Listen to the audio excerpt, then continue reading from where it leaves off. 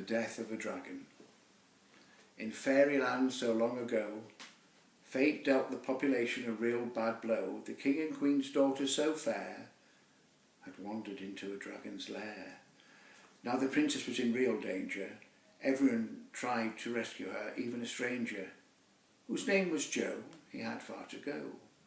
He was a peasant lad, full of good intentions, not bad. Many were the brave who tried to set her free.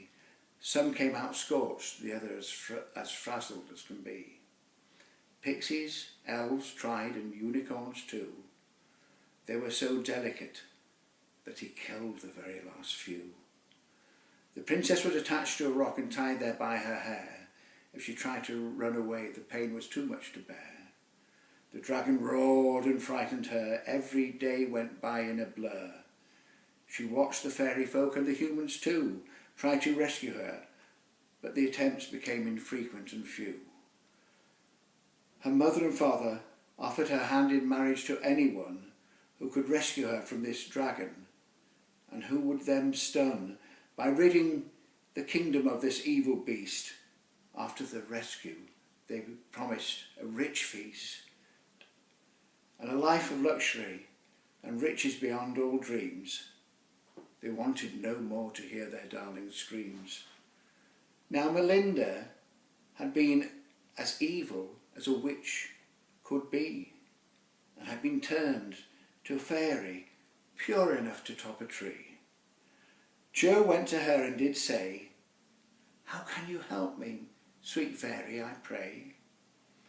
She knew the evil magic of dragons was strong, but she knew that what it was doing was so wrong.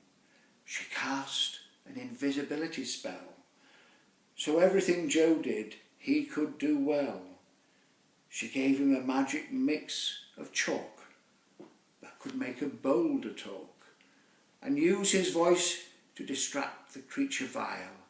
A cheeky, talking rock would it rile, and make it roar and throw out fire, and lead itself into danger dire. For Melinda knew when a dragon's flames go out, it can be killed by shooting magic dust up its snout. She armed sweet Joe with this powder so fine, he really thought honour and glory can be mine. How could he be the right boy for her, when she might another prefer? But as he went into the den, he took one look and fell in love with her again and again. Every moment he looked at her, he felt great warmth, like his heart did purr. He threw the dust at a boulder so fine, and it shouted at the dragon, "She's mine, she's mine!" The dragon roared and blasted the rock, but when it talked again, it did the dragon shock. He blasted the rock from every way. It carried on for almost all of the day.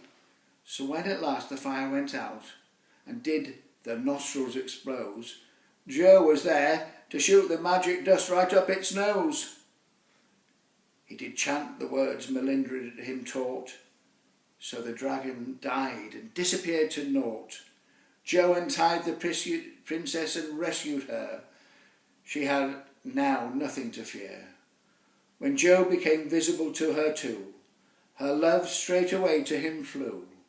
There was rejoicing in the land so fair. They lived happily ever after, without a care. Thank goodness Melinda was no longer a witch, and that goodness for badness in her did switch.